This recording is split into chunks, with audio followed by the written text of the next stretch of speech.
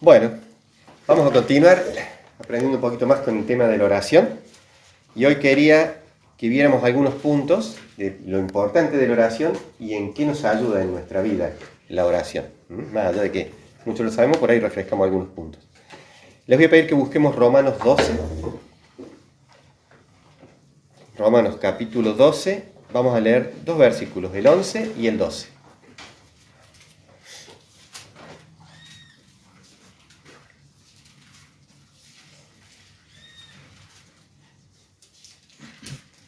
Romanos 12, 11 dice: en lo que requiere diligencia, no perezosos, fervientes en espíritu, sirviendo al Señor, gozosos en la esperanza, sufridos en la tribulación, constantes en la oración. ¿Sí? Acá fíjense en que esto es parte de un pasaje que en la Biblia se titula como deberes cristianos. Fíjense, ¿se acuerdan lo que es los deberes o las tareas? Hoy que veníamos hablando, y que ya se pasó mucho de que íbamos a la facultad. ¿Se acuerdan lo que eran deberes o tareas para traerlo a la casa? Teníamos que venir y sobre que habíamos ido al colegio, había que hacer la tarea. Ahora les voy a pedir que busquen Juan 14, 26, así relacionamos esto de los deberes con lo de la enseñanza. Juan 14, 26. Dice la palabra del Señor: mas el Consolador, el Espíritu Santo, a quien el Padre enviará en mi nombre, Él os enseñará todas las cosas y os recordará todo lo que yo os he dicho. De ahí lo importante de cuando vamos a leer la palabra de Dios, de pedirle al Espíritu Santo primero que sea revelada en nuestras vidas, pero también que sea grabada a fuego. Sabemos que es imposible memorizar todas las escrituras, ¿no? Pero dice que la palabra de Dios, Él nos va a enseñar y Él en el momento oportuno nos va a recordar lo que la palabra de Dios dice. Quizá no lo sepamos de memoria, pero vamos a saber el concepto, el espíritu que viene con esta palabra, entonces lo vamos a recordar. Pero, como hacíamos recién, una cosa es la enseñanza y otra cosa son los deberes. ¿Se acuerdan? El Espíritu Santo, por medio de la palabra, el Espíritu Santo nos revela la palabra de Dios cuando nos ponemos a meditar en ella. Y nos enseñan aquellas cosas que están escondidas en ella, cuando nosotros nos ponemos a leer. Si uno lo lee, lee literalmente, pero dice que Dios te revela cosas. Uno lee un pasaje y de acuerdo a la situación de vida por la que está pasando, te habla de una forma o de otra. Por eso, un mismo pasaje capaz que a dos personas le habla distinto, porque el Espíritu Santo está tratando distinto con cada uno. Pero así como en la escuela la maestra nos enseñaba, muchas veces volvíamos a casa y había que hacer tareas. ¿Y a nosotros qué nos gustaba más? ¿Hacer la tarea o salir a jugar? Salir a jugar. Sí, exactamente. Entonces era toda una lucha, porque las tareas, más allá de que era algo que no queríamos hacer, te ayudan a reafirmar el conocimiento que habías adquirido. Y también te ayuda a ponerlo en práctica, hablando de la palabra de Dios. Entonces cuando volvías a tu casa, te tenías que acordar de lo que la maestra había dicho, tenías que buscar. En mi época no había Google, nada, era puro billiquen y anteojitos, ¿se acuerdan? De ahí era lo que más sacamos. Pero uno tenía que disponer de tiempo para hacer la tarea y también de los recursos necesarios para hacerlas. Si no tenías algo en tu casa, tenías que ir a la casa de un compañero para hacerlo con él, o te ibas a la biblioteca y pedías material y de ahí tenías que sacar una fotocopia y todo lo demás. Acá el Señor nos enseña lo importante que es la oración. Todos sabemos lo importante que es. Y como parte de nuestros deberes cristianos, nos deja la tarea. Como leímos recién en el pasaje de Romanos, es servir al Señor, pacientes en la tribulación, y hace hincapié también en ser constantes en la oración. Si uno quiere ver cuáles son los deberes del cristiano, tendría que leer todo el pasaje de Romanos, y ahí va a ver todo lo que el Señor nos pide que tenemos que tener como deberes cristianos, por lo tanto debemos practicarlos. Tristemente, hoy en día no es algo popular ser disciplinado. No disciplinado de que te reten, sino de tener disciplina para hacer unas cosas. Es muy a veces como que se pasa de largo. Y el ser constante en la oración, tristemente por ahí es una práctica que se pierde. Y todos tenemos que estar atentos, porque no es que le pasa a alguien, a nosotros mismos. En cuanto nos descuidamos, le aflojamos a la oración y trae sus consecuencias eso. Entonces, como un deber, es como que el Espíritu Santo hoy nos habló, nosotros tenemos que ir y hacer la tarea en casa. Entonces, leemos la palabra de Dios y tenemos que ponerla por obra. Y ponerlo por obra va a ser siempre. Todo, no sé lo que el Señor quiere que hagamos día a día, pero hay dos cosas que sí o sí hacemos: meditar en la palabra de Dios y ser constantes en la oración. Eso es como alguien dijo que la palabra de Dios es como el alimento diario y la oración es como respirar. Sin respirar, ¿cuánto aguantamos? Poquito. Sin comer podemos pasar unos días, pero tarde o temprano, entonces es indispensable que nosotros hagamos esto. Y las nuevas corrientes de pensamiento varían, a veces mucho, desde lo que eran algunos años a esta parte, ¿o no? Ha cambiado muchísimas cosas. La forma de enseñar, y justo le estaba pasando, veía así unas notas y se las pasé a mis primas, porque tengo varias primas que son docentes, y les pasé sobre el tema de la enseñanza, cómo se viene. Van a tener que cambiar para adaptarse a los nuevos tiempos y a los chicos, las maestras, sobre todo con esto de la inteligencia artificial. Entonces están cambiando muchos métodos. Y esto de que los tiempos cambian, también cambian los conceptos. La palabra de Dios dice que cómo cambiarán los conceptos que el día de mañana, o ahora mismo, a lo bueno lo llaman malo. Y a lo malo, bueno. Antes no era así, ahora sí. Y esto está demostrado, estaba leyendo, hay un estudio, que los niños y los jóvenes de generaciones pasadas no solo aprendían más rápido y en menos tiempo, sino que por lo general salían más capacitados para la vida y más alegres que muchos de los jóvenes de hoy en día. Fíjense que hoy en día hay muchas más cosas que uno podría decir, podemos ser más felices. Yo recuerdo siempre un amigo allá en Córdoba, un hermano, que él contaba cuando era chico, en el barrio donde vivía había una sola casa que tenía televisión. Entonces, ¿qué hacía el dueño de la tele? Fíjense en lo que era la empatía. Sacaba la noche la tele ahí al patio y venían todos los chiquitos vecinos a ver la película Comando, creo que era una serie. No me acuerdo. No sé, usted...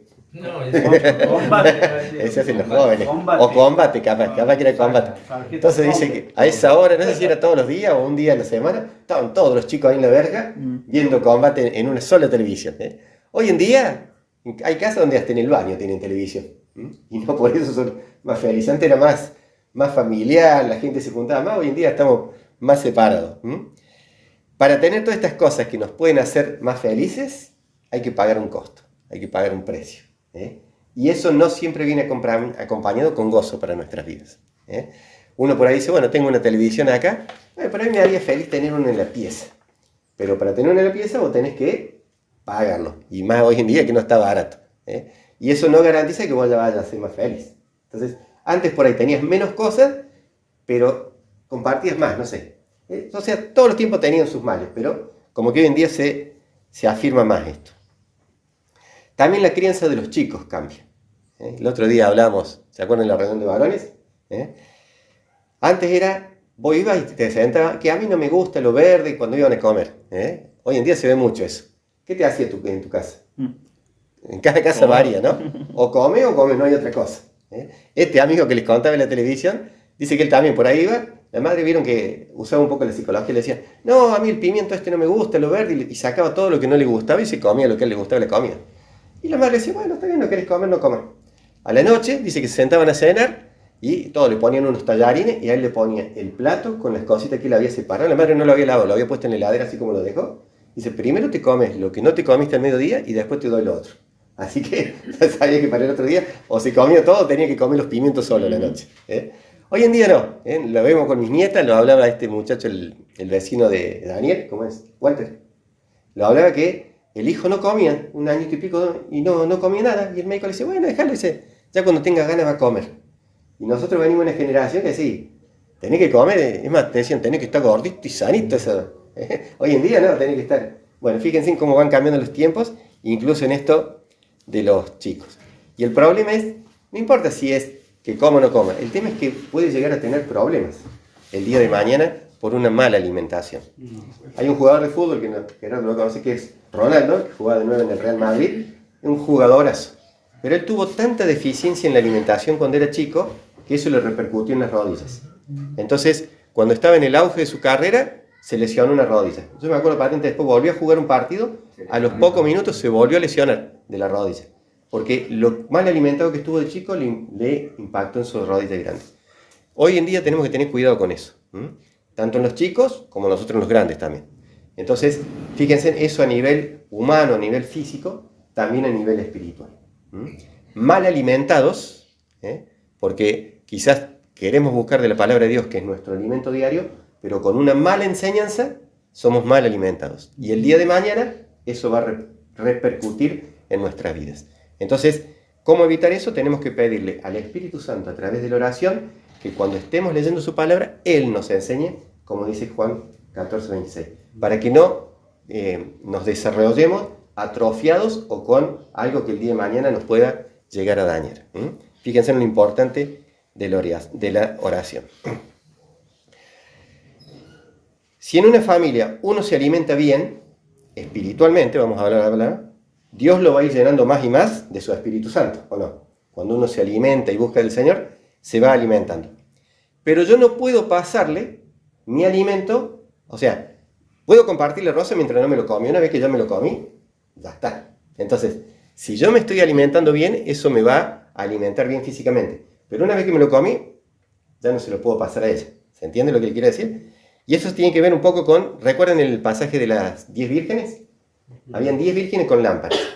Unas no tomaron aceite como recaudo, entonces cuando vino el amado, el Señor, ¿qué pasó? No tenían aceite. Y las otras dijeron, si yo te doy del mío, me quedo sin.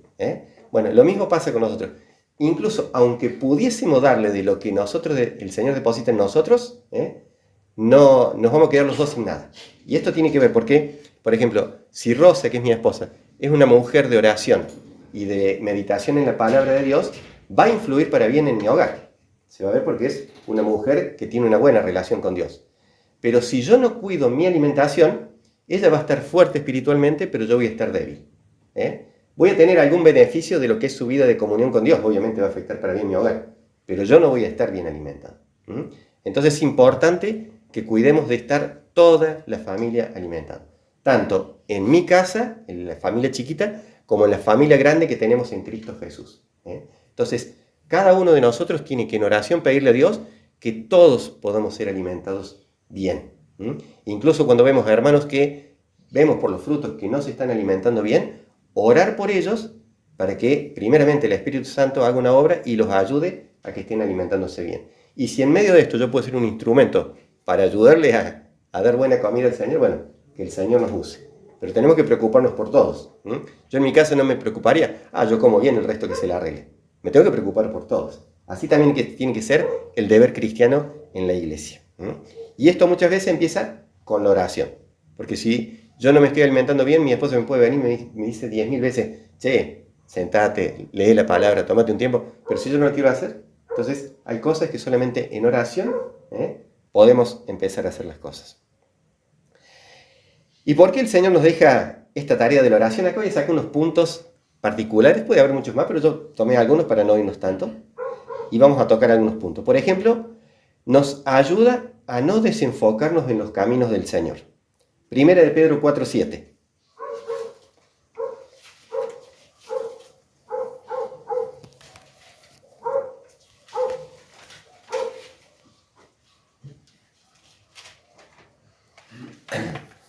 Dice la palabra del Señor, mas el fin de todas las cosas se acerca. Sed pues sobrios y velad en oración. Velar es estar atentos, estar vigilantes. Con la mente despejada, dice otra versión acá, cuando dice sed sobrios, dice estar con la mente despejada. ¿Esa versión tiene? Sí. Bueno, una mente embotada por el pecado nos lleva a creer que estamos bien o que no es tan malo lo que estamos haciendo. Y esto va a afectar tarde o temprano mi vida de oración. Entonces, tengo que estar velando, o sea, vigilando en oración, pero también mi mente tiene que estar despejada. Por eso también en Romanos dice, ¿cómo es? Renovaos el entendimiento de vuestra mente. Pero no renovar con lo que se mueve ahora, sino con lo que viene de parte de Dios. Entonces tengo que tener una mente despejada, libre de la atadura del pecado, para poder orar como Dios conviene. Y en eso voy a poder estar vigilante, voy a poder estar atentos. Y ahí voy a ver, por ejemplo, como decíamos recién, si un hermano no se está alimentando bien, voy a estar atento a eso y voy a ayudar. La oración también trae recompensas a nuestras vidas. Mateo 6:6.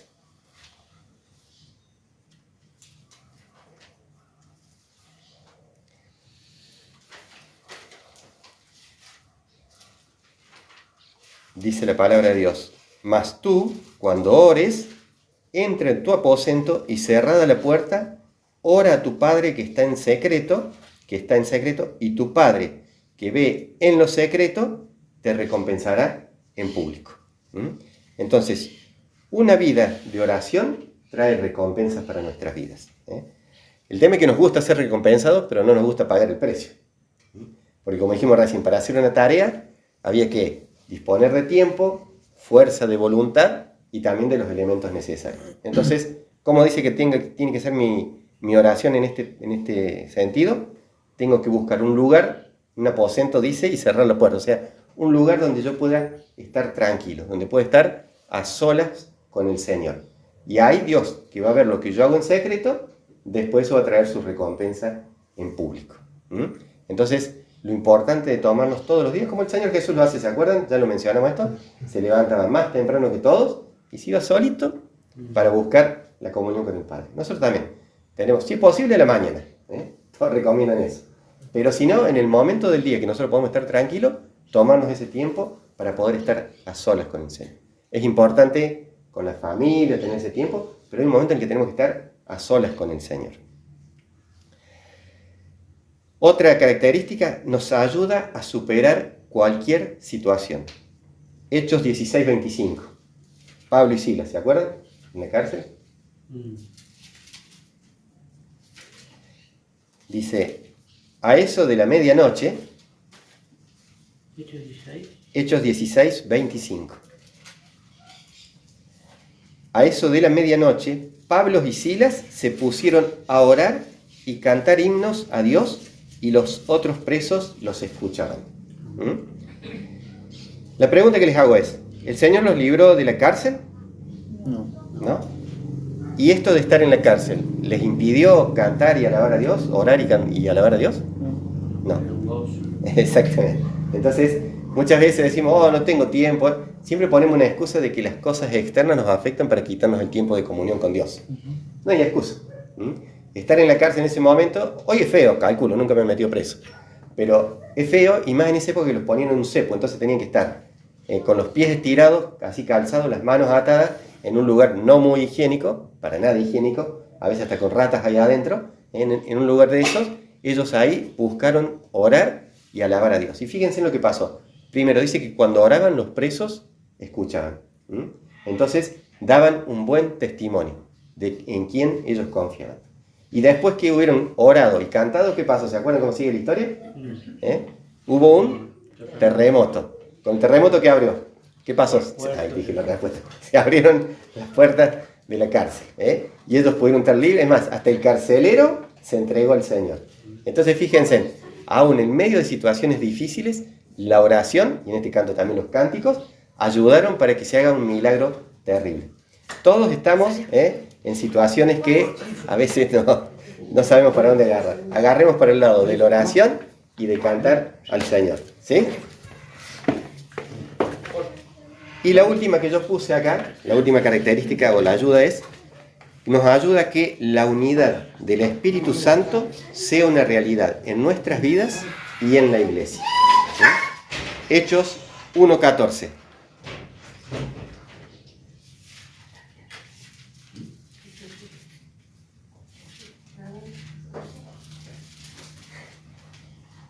Hechos 1:14 dice, todos estos perseveraban unánimes en oración y ruego con las mujeres y con María, la madre de Jesús, y con sus hermanos. ¿Se acuerdan? El Señor Jesús ya había ascendido a los cielos y le dijo, ustedes vayan y esperen la promesa que les va a ser dada. Ellos fueron, ¿y cómo estaban en ese momento? Estaban orando, pero también estaban unánimes. La oración significa una buena comunión con Dios, y eso significa que puede llevar a la unidad dentro de la iglesia. ¿En qué derivó esto?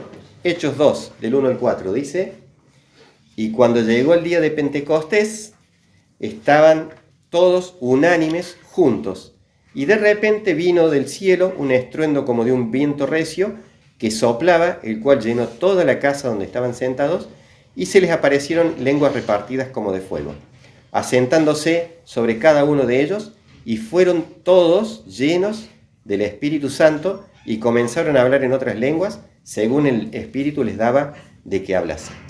Fíjense, un pueblo en oración y unánime abre puertas para que estas cosas sucedan. ¿Qué pasó? En esa época fue un milagro. Dice que fue tan notorio que la gente se agolpó, ¿se acuerdan? Y de ahí vino el primer discurso de Pedro. Entonces, para que nosotros queremos glorificar el nombre de Dios y también queremos alcanzar a otros, porque eso es lo que Dios nos pide, ¿o no? Bueno, una característica o algo que va a ayudar para que esto se dé es que podamos estar unánimes, juntos. ¿Puede haber diferencia entre nosotros? Sí, puede haber. Entonces, pero se tienen que subsanar a la luz de la palabra de Dios. Entonces, cuando tenemos una vida de oración y queremos realmente tener una buena comunión con Dios, esa buena comunión con Dios se va a ver reflejada en la comunión con los demás. Y eso va a hacer que tengamos una iglesia que esté unida en oración y constante, unida y constantes en la oración. Y eso trae milagros como esto. Sobre todo que un discurso atrajo a 5.000 personas. Y quería cerrar con un salmo que muestra lo bueno que es la unidad, el Salmo 133. Con esto cerramos. Creo que todos lo conocemos porque dice, mirad cuán bueno. Exactamente.